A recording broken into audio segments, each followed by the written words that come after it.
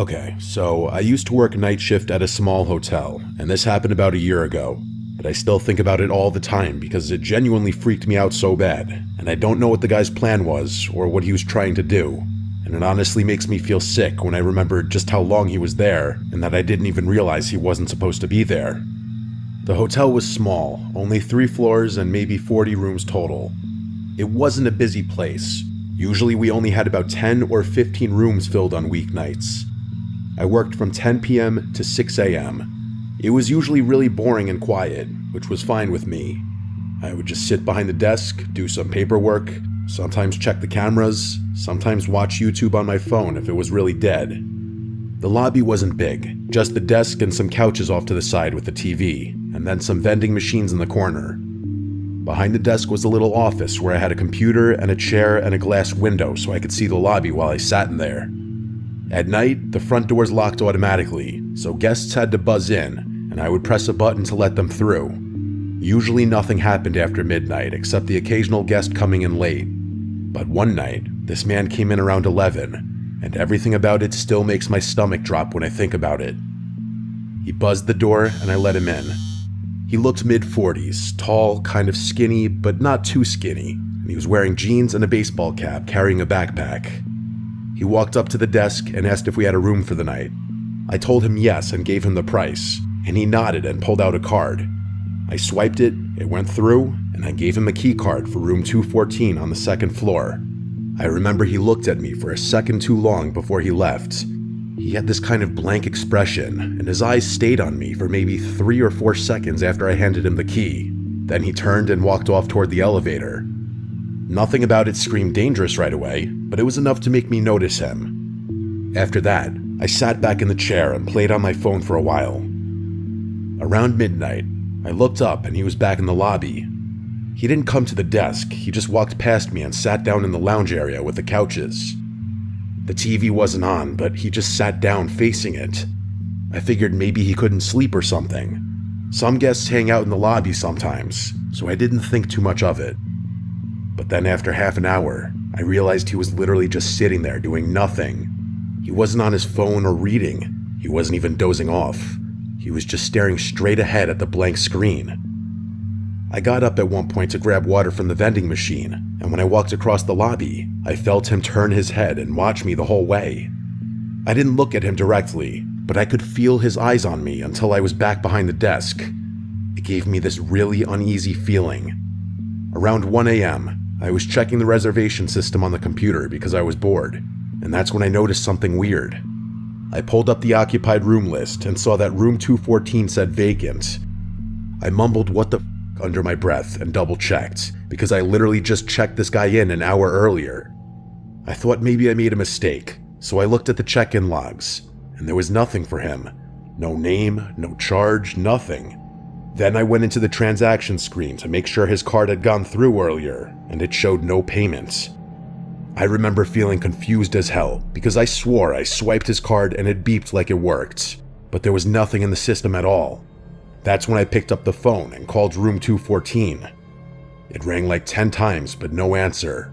Then I checked the key card entry log, which tells you if the door to that room was open that night, and it showed nothing. No one had entered the room. That's when I realized he never even went to the room after I gave him the card. I looked over into the lounge, and there he was, still sitting there staring at the TV that wasn't even on. I started to get this awful feeling in my chest. I sat there debating what to do. Part of me thought maybe the system just glitched, but the fact that the room had no entry log and no charge made it pretty clear he wasn't even checked in. I waited another 15 minutes just watching him. Around 1:30, I walked over and asked if everything was okay. He turned his head and looked at me with no expression, and he told me he just couldn't sleep. Then he turned back toward the TV. I nodded and went back behind my desk, but my hands were shaking. Around 2, I noticed he wasn't sitting in the lounge anymore. My stomach dropped right away because I didn't see him in the lobby at all. I scanned the area, and then I spotted him standing at the end of the hallway by the bathrooms, half hidden in the dark. He was just standing still. I kept glancing up at him, pretending to be on the computer.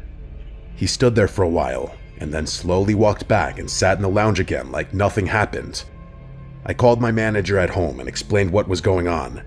She sounded tired and told me to just keep an eye on him and call the police if he did anything threatening. I remember hanging up and thinking that it already felt threatening, but I didn't know what else to do. I checked the security cameras after that. I saw him on the first floor hallway camera. He walked all the way down the hall, stopped at the end, stood there for several minutes, then walked back. Later, he went into the stairwell and stayed in there for about 10 minutes. I don't know what he was doing in there. Every time I looked up from the computer, he was somewhere else, near the vending machines or by the elevators, once just standing near the corner of the lobby where the light didn't hit well. He was always staring. By 3:30, I couldn't take it anymore, so I called the non-emergency police line and explained that there was a man in the hotel who I didn't think was a guest. They said they'd send someone. While I was waiting, I noticed he moved again, this time closer to the desk. He was standing maybe 15 feet away, just watching me. He didn't blink much, and he definitely didn't speak. He just stared like he had a staring problem. I pretended to type something on the computer, but I was so scared I could hardly breathe. At around 3:50, the buzzer went off, and I thought maybe it was the cops already, but it was just another guest coming back late. I let him in quickly, and the man turned his head and watched the guest walk past. I noticed his eyes follow him the whole way across the lobby. That scared me even more, because it was like he was studying him. A few minutes later, the man disappeared again. I checked the cameras and saw him standing outside one of the guest room doors on the first floor, like he was literally just standing there. So that's when I called actual 911. I told them he was outside a guest's room and I didn't know what he was trying to do. They said officers were on the way. I kept my eyes glued on the camera feed, and he just stood at the door for about 3 minutes, then slowly walked back to the lobby. When he came back, he walked right up to the desk this time and leaned over the counter. He looked at me and asked if there was any food. His voice was so low it was disturbing. I told him there were vending machines in the corner. He gave a small smile, then walked away. I just sat there staring at the clock, begging the cops to get there. Finally, around 4:10, 2 officers showed up. I let them in and pointed right at him. He was back in the lounge, sitting down. They walked over and talked to him for a few minutes. They asked for his ID and asked him questions I couldn't hear. Then they walked him out. One of the officers came back and explained that the guy wasn't a guest at all. The credit card he gave me was stolen, and he had no bags or reservation. He had just been pretending so he could get access to the building. They charged him with trespassing and the stolen card. After they left, I sat there shaking until my shift was over. Every time I looked at the cameras, I expected to see him again. The part that messed me up the most was realizing he had been inside the hotel for hours, wandering around and standing outside guest rooms, watching me from different spots, and he was never even supposed to be there. I have no idea what his plan was, but I know it wasn't good. That was the scariest night of my life.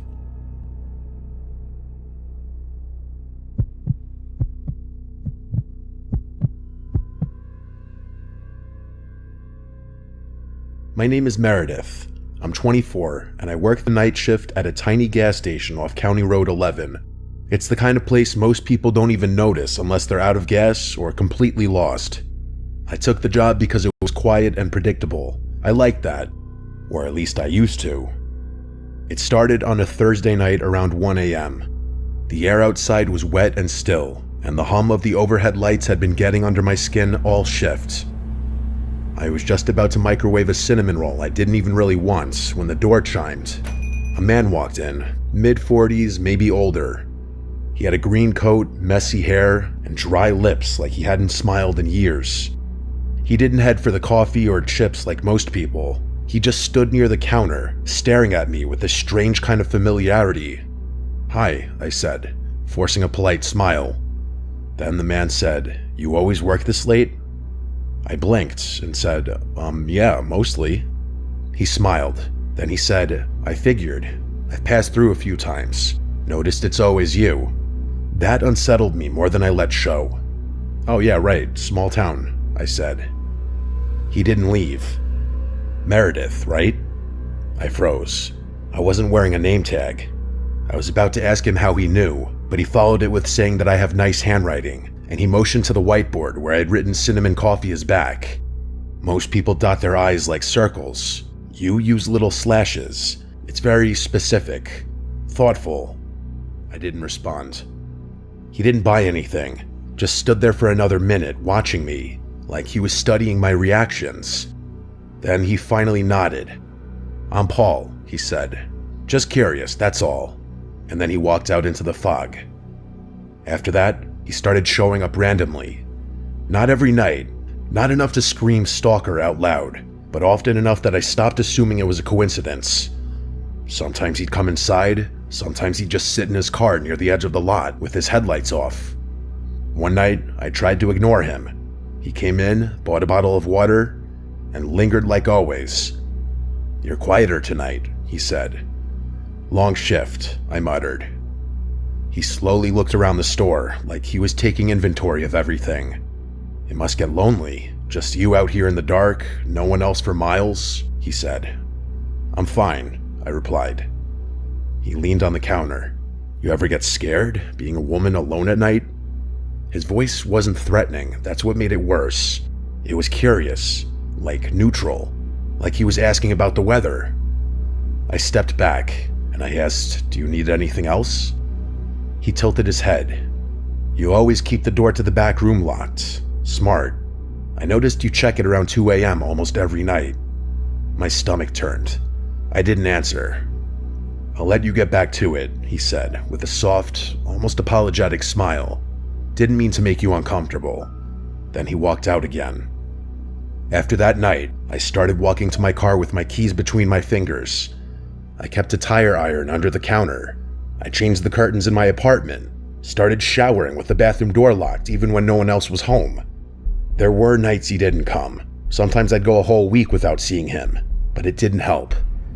It actually made it worse, because I never knew when he'd reappear. Like the time I came back from my 10-minute break to find a Polaroid on the counter. It was me, refilling the windshield washer bin behind the station.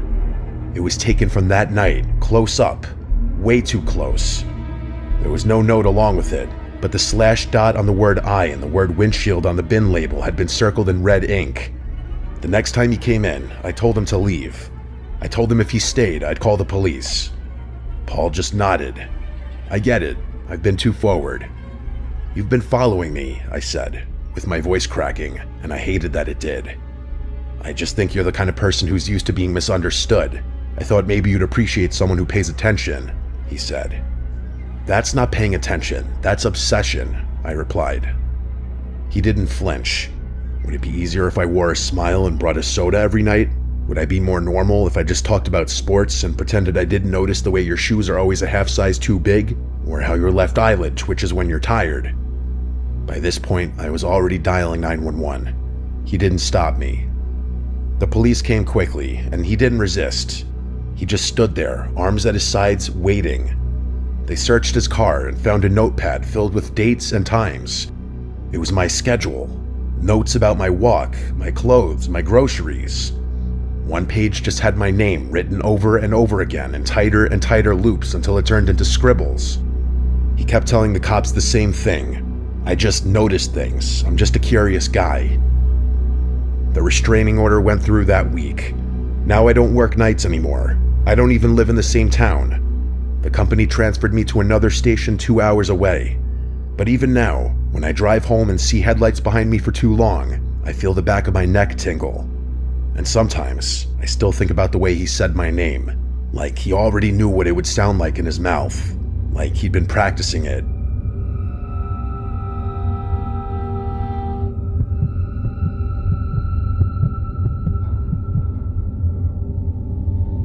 I want to start this off by saying at the time I'm writing this happened to me just last night.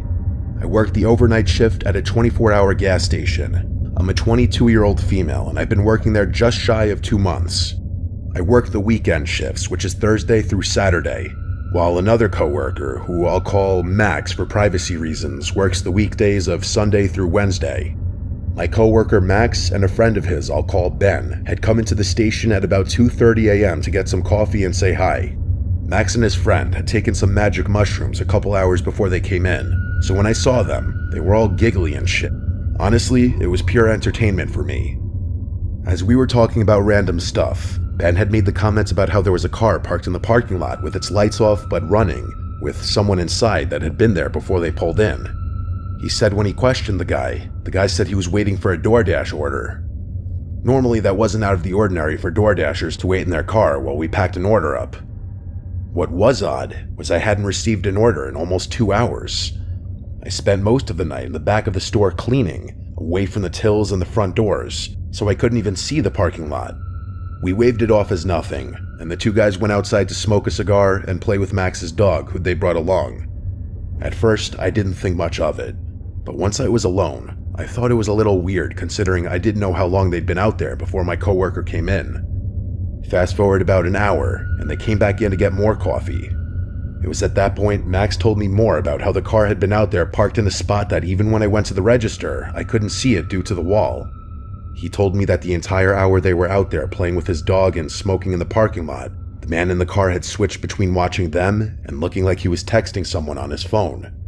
When Ben had noticed this, in his high as hell state, he walked over to the car and asked, "What's up? Why are you looking at us?" At that point, the man had tried to pretend he didn't speak any English. When that didn't work, he switched to English and started saying he must have had the wrong address before hightailing it out of the parking lot. He was definitely higher than Max at that point, but what made it really creepy was Max said that the car looked brand new and had no license plate. He also noticed there was a pile of blankets in the back, enough to hide someone under. And when the man was confronted, another car had just pulled into the lot with its lights off, a car that also looked brand new and had no license plates. And as soon as the first car had started driving away, the car that had just pulled in immediately followed them out. Max had stayed another 15 minutes before they headed out and told me to be careful and to keep an eye out. At about 6 a.m., he came back in for more coffee, and he was definitely sober, so we talked more about it.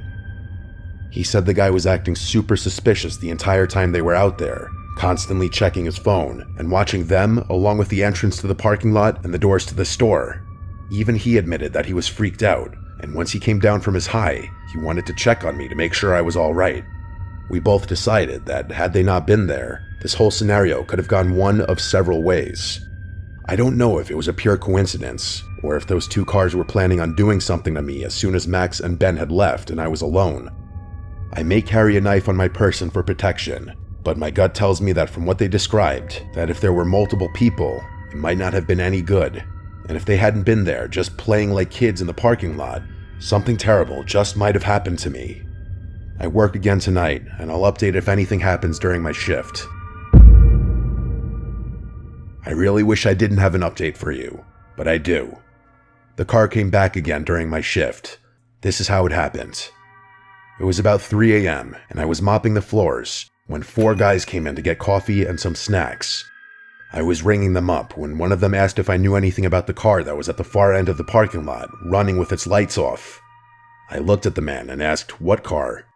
He then went on to tell me there was what looked like a brand new Subaru with no license plates running with what looked like 2 guys arguing in the front seats. I could feel my heart drop into my stomach when he said this. I told the group that a car with that same description had been sitting in the parking lot the night before, but there was only one guy in it, who I assumed to be the leader of this group, told me as they were pumping gas, they noticed the car as it had been there when they pulled in, and how it just sat there as they filled up their truck. He told me as they were walking to the doors, they passed the car, since they were at the pump farthest from the doors. He said that as they passed, they could hear a guy not quite yelling, but talking pretty loud and pointing towards the doors of the store. As they passed, one of the guys started to walk towards the car to ask if everything was okay. When the guys in the car finally noticed them, they proceeded to put the car in reverse and drive away. I told them that I believed that was the same car from the night before that had been acting suspicious when there were others in the parking lot, and when confronted, he seemed panicked before leaving with another car following him out. They seemed alarmed and offered to stay with me for a bit to make sure they didn't come back. I asked if they were sure, and when they told me it was no problem, they hung around for about 20 minutes before we all decided I was probably in the clear. I thanked them again and let them top off their coffee for free before they headed out, and I was left alone. Nothing else happened the rest of my shift, but I sure as hell kept an eye out when I eventually had to go outside to change the trash at the gas pumps. What's scariest to me is not once did I see this car, but had multiple people warn me about it. At first, I was hoping I was just paranoid and it was really nothing, but to have the same car come 2 nights in a row at almost the same time and park in a spot that couldn't be seen from the register or the front windows makes me wonder if my paranoia is justified. If it is, I'm just glad I had another group of people show up so I wasn't alone if those guys in the car had decided to come in. Thankfully, I don't work for the next few days, and I can only hope when I work again, the car doesn't show up.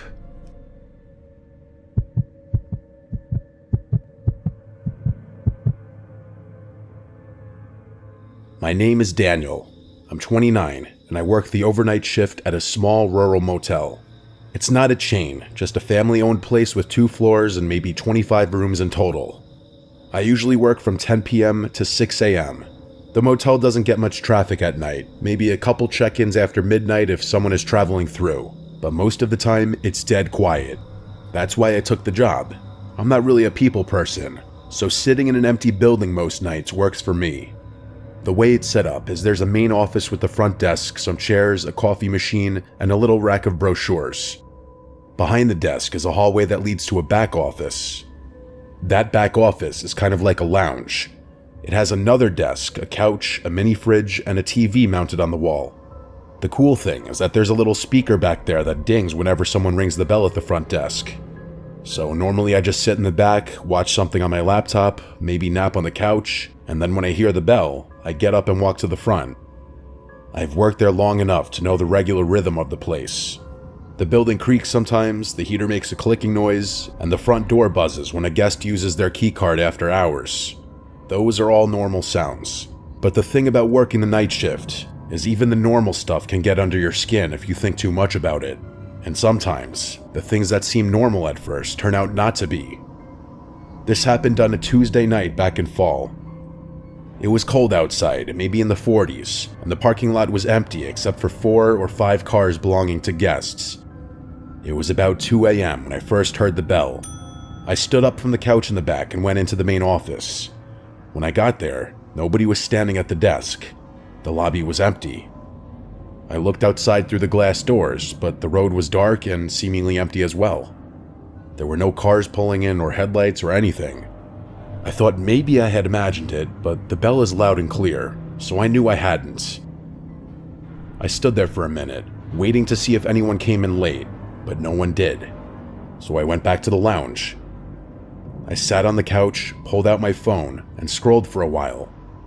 Not even 10 minutes later, the bell rang again. I jumped up and walked quickly into the main office, but once again it was empty. The hair on the back of my neck stood up this time. I went to the doors and stepped outside. The parking lot looked the same as before. The cars were all parked with their lights off and there was no movement anywhere. The road was completely empty too. I walked to the edge of the sidewalk and looked both ways, but there wasn't a single sign of life out there. I went back inside and sat behind the front desk this time instead of going to the back. I figured maybe some drunk person was messing with me, a ding-dong ditch of sorts.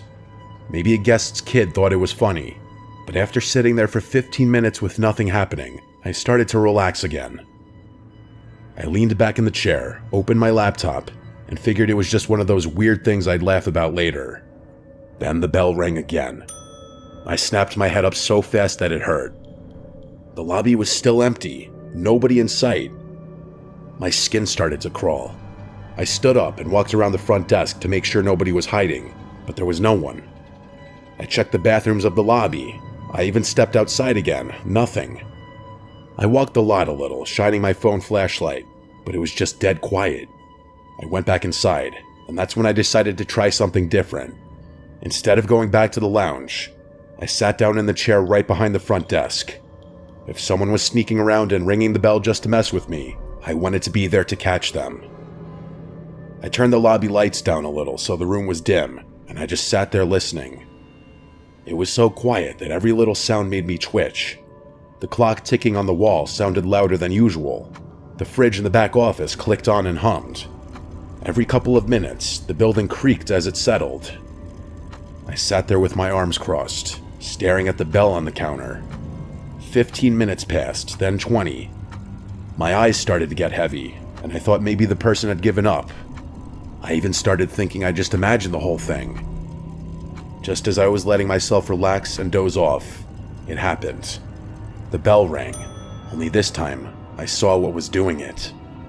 A pale hand came up from under the front desk, reaching over the counter and pressing the bell right in front of me. I jumped up so fast I'm sure the chair almost fell over, and I bolted down the hall into the back office. I slammed the door and locked it, and I stood there in the dark, my chest pounding. My mind was racing, trying to figure out how someone could even be under there. The desk doesn't have much space underneath, but it's enough for someone to crouch if they squeezed in. That meant they'd been hiding just a few feet away from me, waiting. I forced myself to look at the security monitors. There were 4 cameras, one on the lobby, one on the hallway, and 2 on the parking lot. On the lobby feed, I saw the chair had apparently tipped over in my rush. The counter looked empty. Then in the bottom corner of the frame, I saw movement. A head poked out from behind the desk. I couldn't make out details, just the outline and the glint of eyes staring straight into the camera. I backed away from the monitor. I couldn't look at it. I grabbed my phone and dialed 911 with shaking hands. I whispered to the dispatcher that someone had broken in and was hiding in the lobby. She told me to stay where I was and that officers were on the way. While I was on the phone, I watched the monitor. The person's head disappeared, and then I saw the person crawl out from behind the desk on hands and knees. He crawled to the door and then stood up. He was tall and wearing a hoodie with the hood pulled tight, and his posture was hunched over. Then he turned around and started walking around the lobby like he was looking for something, and then he turned and walked out of the camera frame toward the hallway that led to the back office. I pressed my back against the locked door. A moment later, the knob rattled. Just once, a very slow rattle, and then nothing. The dispatcher kept asking if I was safe, but I couldn't even answer for a few seconds because my throat felt like it was closing up. After what felt like forever, I heard slow footsteps moving away. I rushed back to the monitor. The man was pacing around the lobby again. At one point, he stood in front of the glass doors and just stared outside like he was waiting for someone. Then he walked over to the brochure rack and started flipping through the papers, as if he were sarcastically killing time. Minutes dragged by. Finally, I saw flashing blue and red lights through the parking lot cameras. The cops pulled up. 2 cars. The man must have seen it too, because he suddenly bolted out of frame. A second later, I heard the front doors open. When the officers cleared the building, they found a large rock near the front door that was presumably used to prop the front door open, but they didn't find him inside. He was gone. They searched the lot, checked the road, and the officer told me whoever it was must have slipped out as soon as they pulled up. I kept replaying it in my head after. The way that hand just came up from under the desk and pressed the bell, calm as anything. Now every time I hear that bell at night, I think of that night and experience. I don't think I'll ever look at that desk the same way again.